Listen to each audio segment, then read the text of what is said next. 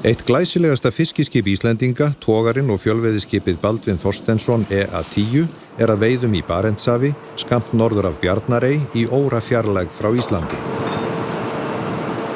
Baldvin á höttunum eftir silfri hafsins, sumarsíld úr hinum fornfræga norsk-íslenska stofni.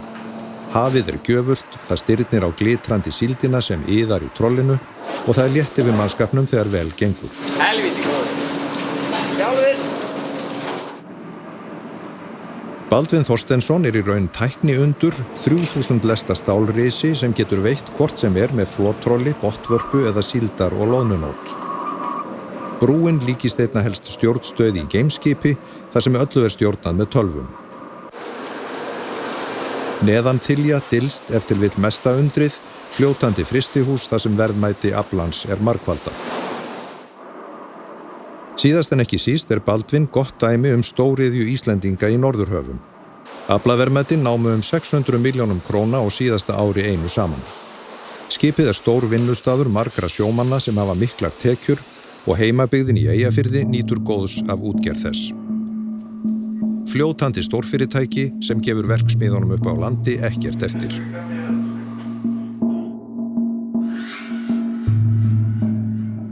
Suðurströnd Íslands. Hafnleysa. Sandarnir teygja sig alla ströndina eins langt og augað eygir.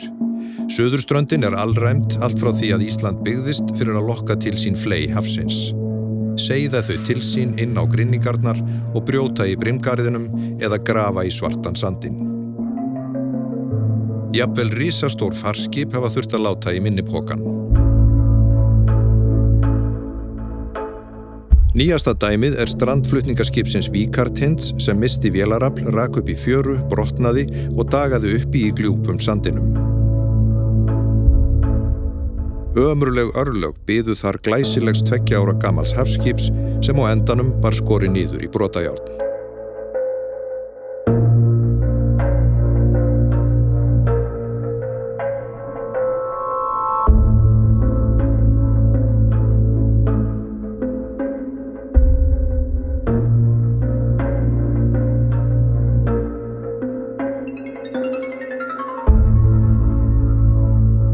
Landhelgisgæslan hafði samband við mig, ég var heima hjá mér þarna nóttina og sagði mér frá því að skipið hefði sendt út neyðarkall og það var allt útlit fyrir því að það myndi fara upp í fjöru.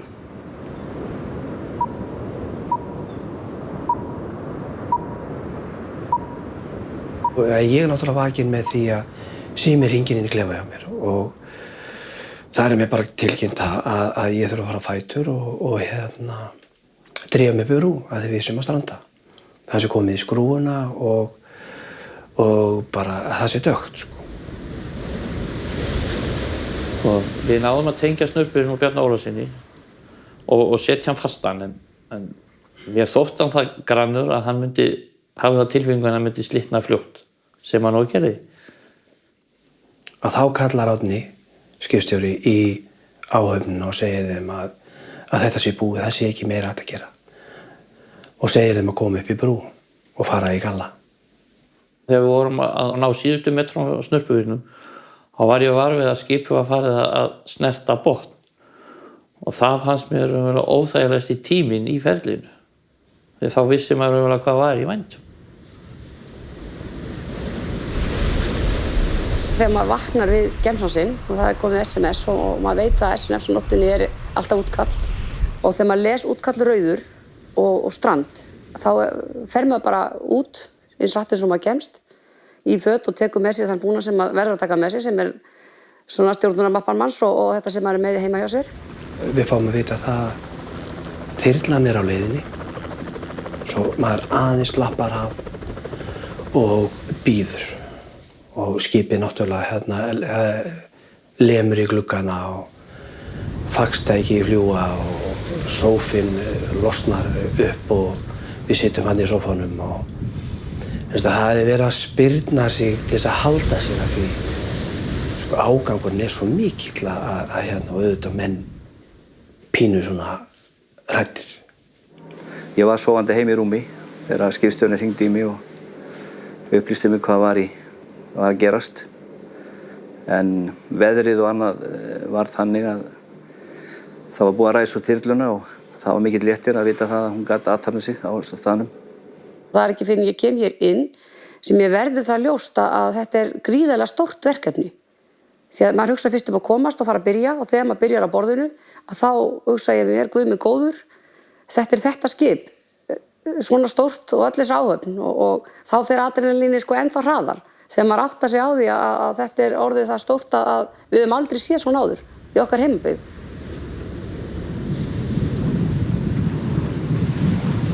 Við vorum konir þarna fyrstir niður í fjöru og lögreglan kom þarna eftir okkur og það var alveg ótrúlegt að vera komin þarna og sjá þetta stóra skip berjast þarna í Brimgarðinum og ég sá það strax að það var langt út í það. Það mjög erfitt að bjarga með sjólínu, það tæki verulega á og þyrlan var að koma og leit strax á að það væri hægt að hífa þá. Tveir fara út og niður þar sem að þyrlan ætlar að taka okkur. Næstu eru klárir og svona gengur þetta koll og kolli þar til við erum 17 sem sagt allir komnir upp. Og þetta gekk bara mjög vel og ég myndi segja bara fljótt. Ég í raun þegar þetta gerist að þá taldi ég nú það mikla hættu á ferðum eða að ég hringdi í báða prestana eða 2 presta á Akureyri, það að segja prest úr Akureyri prestakalli og Glerársókn líka til að hafa til taks ef að illa færi. Bjössi! Við bara gerðum okkur klára í að aðstóða ef þyrfti og sem betur fer þá þurftum við mjög lítið að gera nema að taka á móti mönnunum úr þyrlunni og koma þeim í bíl og gefa þeim kaffi og tala við þá þegar þau komu þarna upp. Og þær voru ótrúlega rólegir, ég meina það var allt, menn voru æfðir þarna úr Slysvarnarskóla sjómanna og menn vissu alveg hvað þeir átt að gera og hvernig þeir átt að gera þetta. Það var auðvitað gríðarlega léttir og þá var auðvitað unnin sigur í málinu að vissu marki. Það var það sem að skiptir öllu máli í svona aðstæðum. Minnist þessi punktunum í dag, það var svona þegar ég faðmaði prestana að mér og kvaddi það og svona hafa til merkis það að allir væru heilir og Landhelgisgæslan staðfesti að allir mennirnir væru komnir heilir og höldnir upp í þyrluna. Og það var búið að láta jafnframt alla ættingja sjómanna að vita. Við náðum þarna nóttina í alla ættingjana og ég kvaddi prestana og sagði nú getur þið farið heim.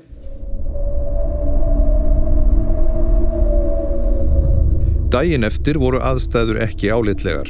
3000 tonna skip með 1600 tonn af loðnu í lestunum og 400 tonn af eldsneytisolíu var strandað í hafrótinu í Skarðsfjöru. Varðskipið Týr kom á staðinn en vegna grynninga komst það ekki nær landi en í 2 kílómetra fjarlægð. Ljóst var að mjög erfitt verk beið björgunarmannanna sem hugðust freista þess að bjarga þeim miklu verðmætum nærri 2 milljörðum króna sem sátu föst í Brimgarðinum. Auðvitað þetta bölvað að sjá þarna mjög stórt atvinnutæki, vinnustað 40 manna vera þarna. En hann var laus og spurningi var, myndi okkur takast að ná honum út og við höfum fulla trúað einhvern veginn strax. Ég get ekki lýst í af hverju, en þannig var þetta. Þetta gerist að morgni til eða síðla nætur. Að þá fer ég suður morguninn og fer beint á fund fulltrúa tryggingamiðstöðvarinnar, forstjóra tryggingamiðstöðvarinnar. Og þá sagði ég strax að ég hefði enga trú á því að okkar varðskip hefði möguleika á því að draga skipið út vegna þess hversu skipið var stórt og þungt. Þannig að strax þá var málið opnað það að við myndum reyna að ná dráttarbát erlendis frá til að gera tilraun til að draga skipið.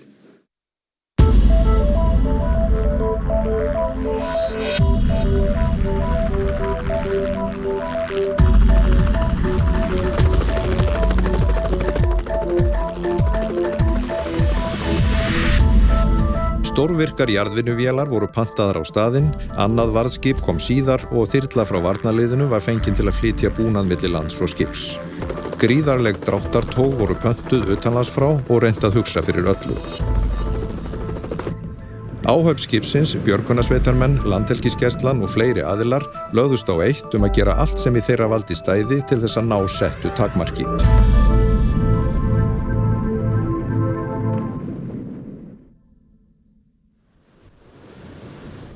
Þegar tjón á borð við strand verður, stjórna tryggingafélög í samráði við björgunaraðila til hvaða aðgerða gripið. Það sem var einstakt við þetta strand var að tryggingamiðstöðin sem bara ábyrgð á Baldvin fól útgerðinni, Samherja, að stjórna aðgerðum.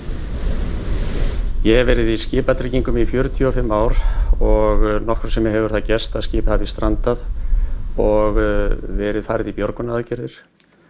Reynslan hefur alltaf verið svo að tryggingafélagi hefur haft allt forræði á slíkum björgunaraðgerðum en í þetta skipti komu þeir frændur Kristján og Þorsteinn til okkar og voru starfandi því að þeir vildu taka að sér að bjarga skipinu og þekkjandi þeirra miklu kunnáttu á skipum og útgerð þá var ég sannfærður það að verkið gæti ekki verið í betri höndum en að fela þeim það. Þetta tel ég vera einstakt og ég þekki ekki til í slíkum tilfellum að útgerðarmönnum séu faldar björgunaraðgerðir með þeim hætti sem þarna var gert. Reynt að gera allt klárt fyrir norska dráttarbátinn Normand Mariner sem kom á staðinn 3 sólarhringum eftir strandið. Baldvin hafði þá þokast nær landi. Þessi bátur hafa með 24 hestaflavélar, vélakraft, 2 skrúfur, 4 bóskrúfur, 2 öflug spil, annað var upp á 400 tonn og hitt 500 tonn. Hann var með stýribúnað sem gat halda honum alveg gjörsamlega kjörum á staðnum. Að morgni 4. dags eru taugarnar þandar til þess ítrasta, búið að létta Baldvin með því að dæla úr honum loðnu og hluti áhafnarinnar komin borð. Eftir margra daga undirbúning á nú að freista þess að ná togaranum á flot. Dráttarbáturinn byrjaði að strekkja dráttartógið sem var engin smá spotti. 15 cm í þvermál, 2 km langt og vó 70 tonn. Eingöngu til að strekkja tógið á milli skipana þurfti 40 tonna átak. Svo þið getið ímyndað hvers konar kraft hefur þurft til þess að ná þessu stóra skip út. Það var við gæsi. Átni, hvað langt til brotið? Þetta var inn reikinn.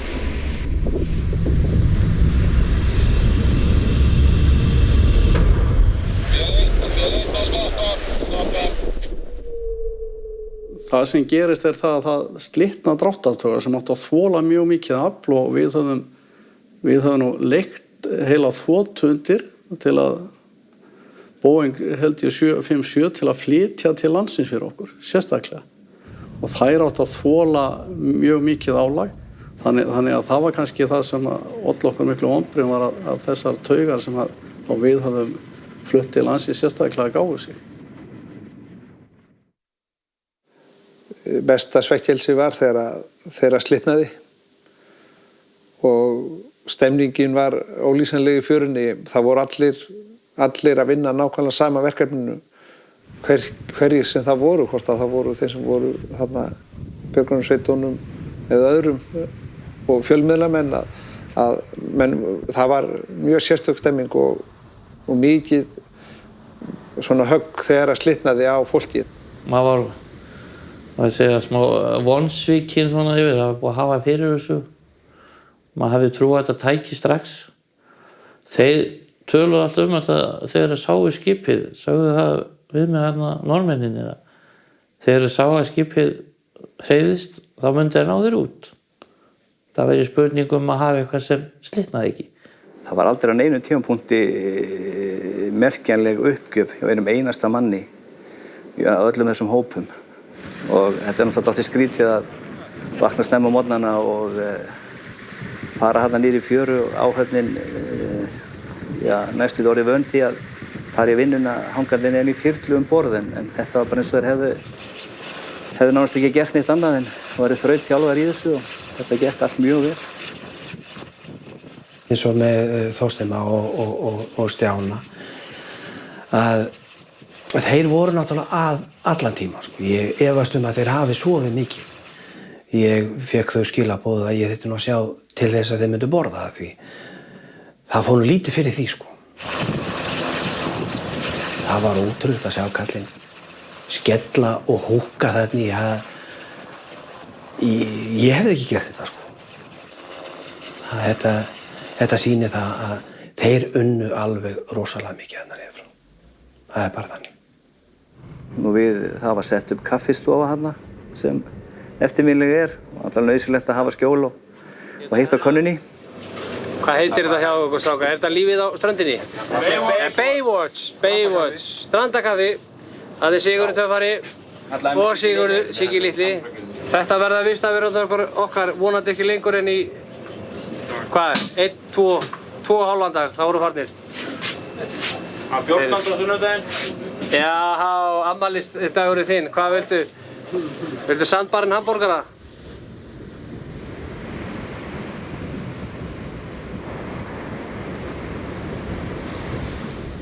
Nú voru góð ráð dýr. Eftir að dráttartógið slitnaði þurfti að fara yfir alla þætti björgunarinnar og koma tóginu aftur milli dráttarbátsins og Baldvins sem sneri nú stefni til lands eftir barninginn nóttina. Úrlausnarefnið var risavaxið. Ákveðið var að freista þess að láta SIF, þyrlu Landhelgisgæslunnar, fljúga með taug frá landi út í dráttarbátinn til þess að hægt yrði að draga tógið frá honum í Baldvin. Eina leiðin til að geta það var að fljúga þyrlunni aftur á bak. Góðan daginn.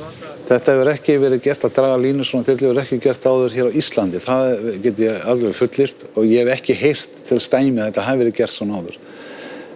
Aðal vandamálið við þetta er það að það er alltaf hætta hefur að draga svona línur að hún fjúki upp og fara í annarkvæmt aðalspaðana eða í stélskófuna.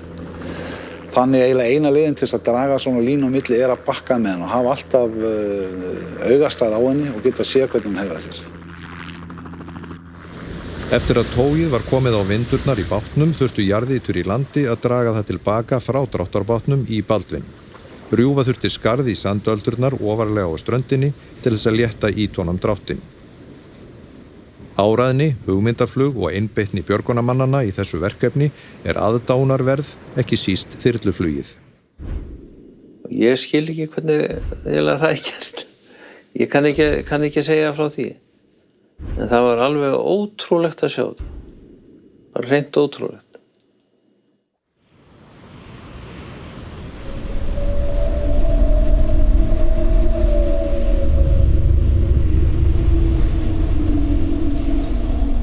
Nú var allt til reiðu á 8. degi frá því að Baldvin strandaði. Þreyttir en ákveðnir biðu menn í fjörunni eftir flóðinu nóttina. Rétt fyrir klukkan 7 kvöldið byrjaði dráttarbáturinn að strekkja tógið milli skipanna.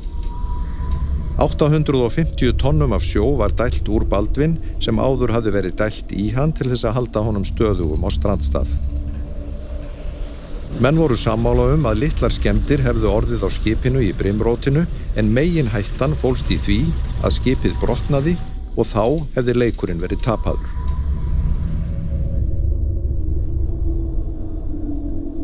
Seint kvöldið var byrjað að toga í Baldvin og menn biðu í ofvæni á ströndinni og inni í stjórnstöðvarbílnum sem var í stöðugu talstöðarsambandi við dráttarbátinn. Hvernig gengur að skera, strákar? Hvernig gengur að skera? Hvað er það skóla bakbóðsveitinni? Bakbóðsveitinni farið. Hvað er stjórnina niður? Bórbæðin gott. Tengið þá í... Bábæði gott. Bakbóðsveitinni andrar ekki gott. Átakið á tóginu var orðið 170 tonn. Þetta er að fullu verðin út. Skera výrana. Það eru lausar. Spenningurinn var náttúrulega gríðarlegur. Mikið búið að leggja undir í þessu og reynt að hafa búnaðinn þannig að héldi en það var líka í fyrra skiptið. Það átti að vera gulltryggt en þetta er ekkert gulltryggt í þessu en það var jú auðvitað stóri spenningurinn hvort að búnaðurinn héldi. Ég satt þarna í svokölluðum talstöðvarbíl og við hliðina á stjórnanda dráttarbátsins og hann gaf dráttarbánu upp það hversu fastan þetta togaskipi en meðan að skipstjórinn gaf upp staðsetningu og hraða. 126. Skip þurfti að fara í gegnum allavega 2 rif þannig að það sem gerist í fyrra skipti var að skipið fór í gegnum fyrra rifið en ekki seinna rifið. fór nokkuð greiðlega af stað en svo stoppaði hann á væntanlegu síðustu sandöldinni og það voru verið að gefa út fyrirmælum til dráttarbátsins að auka aflið og við vorum komnir vel yfir það sem hafði gerst áður þegar slitnaði og þar auðvitað var stóri spenningurinn. Við sjómenn svona dreymum stundum svona hluti. Höfum fyrirboð fyrir góð og slæmu og fyrsta togið sagði mér það að eftir þá nótt að það myndi ekki ganga. Þó ég vonaði að það myndi ganga. En seinni drátturinn þá kom sem sagt það var bara góðir draumar og þá vissi ég að það myndi koma. Ég var alveg 100% af því. Þegar að skipstjórinn hann að gefa upp 1 milljón hraða og 2 milljón hraða og 5 sjómílna hraða á Baldvin að þá vissi ég að skip var laust en maður fagnaði ekki fyrir en að skip var svona komið á 5-7 mílna hraða. Þá svona labbaði hann út úr bílnum og veifaði höndunum og fagnaði. Yes! Yes!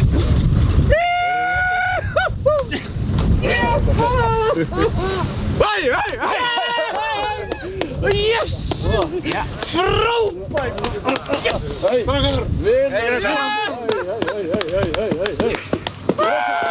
Hver er bestir? Við erum langbestir. Jalli mín venn! Fantastískt!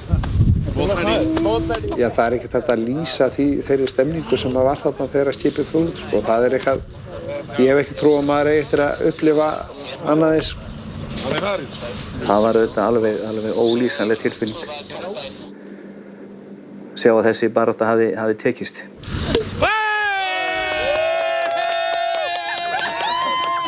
Það er Þorsteinn! Yes! Yes!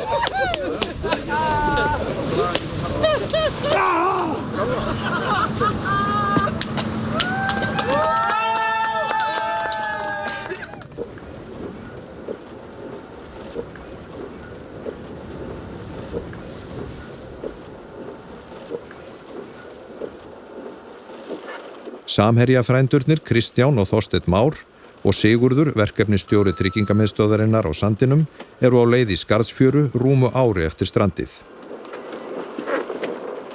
Þetta veður bara við hæfi, held ég. Já, líka að segja.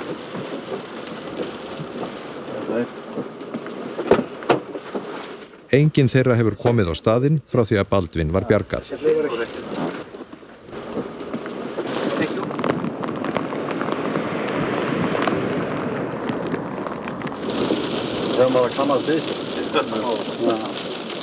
Ég er stoltur yfir því að þetta hafi tekist. Ég hef kynntist mörgu frábæru fólki og þetta var svona sameiginlegt verkefni margra manna og við lukum því en ég hef ekki skoðað fréttaefni frá þessum tíma sérstaklega. Þannig að ég svona skildi við þetta mál að hluta til þegar ég fór frá Vík.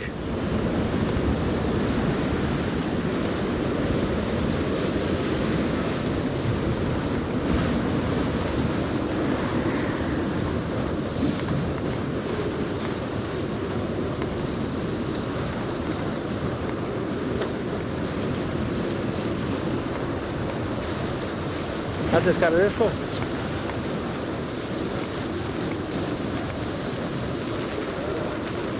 Þetta er skarðið. Það er bara höfðbundið yfir búður. Þetta er bara sama veðri og þetta er svipað bríma var hérna þegar það er ekkert óáþekkt. Sko í sjálfu sér var Tryggingamiðstöðin endurtryggð fyrir stærstum hluta tjónsins ef illa hefði farið.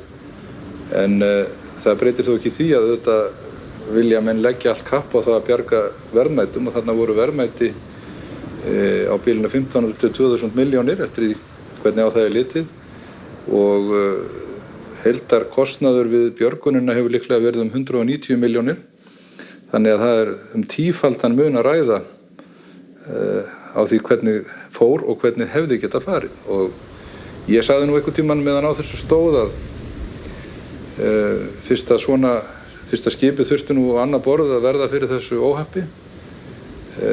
Þá gat það ekki gerst á betri stað, eða það er að segja, þá voru einhver líklegri til þess að ráða við það heldur en akkurat þessir tilteknu útgerðarmenn sem að áður hafa nú tekist á við verkefni sem að ekki allir hafa nú treyst sér í. Þetta fólk sem er þarna niður frá, það er náttúrulega bara, maður held að það var ekki til á Íslandi, sko. Og ég stend alveg við það að þetta fólk hérna í björgunarsveitinni eins og Grétar og Bryndís og bara allt þetta fólk, sko.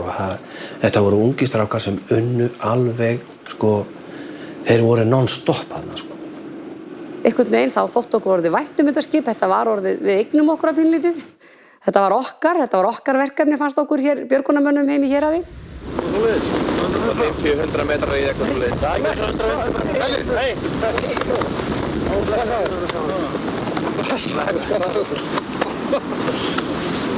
Það sem er eftirminnilegast í þessu er að hvert einasta starf í þessu var mikilvægt. Þannig voru engin handtök unnin sem ekki þurfti að vinna. En það sem var kannski í raun allra skemmtilegast að við þessa aðgerð var að finna stuðning heillar þjóðar á bakvið í þessu. Og ekki bara það, við höfðum símtöl og skeyti utanlands frá líka, frá Íslendingum, erlendis og hvaðina. Þannig að kannski var það sem að virkaði sterkast á mann að hafa þetta feiknarlega backup. Það var einn morgunina þeir sem voru hérna á vaktinu nóttina, eldri björgunarsveitarmönnunum, og þeir sögðu mér að það væri breytt vindátt og en samt blesana hafið. Ég sagði, þetta stendur ekki, jú, það er alveg að breytast. Hvernig veistu það? Já, við heyrum á hljóðin. Heyrum á hljóðin í brimmun. Þegar vindáttið breytist. Það var alveg rétt hjá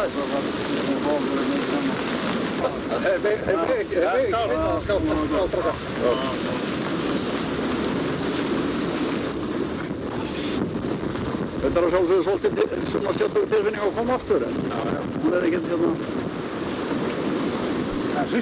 hún er ekkert slæm, en mér er ekkert langræðingar samt, sérstaklega.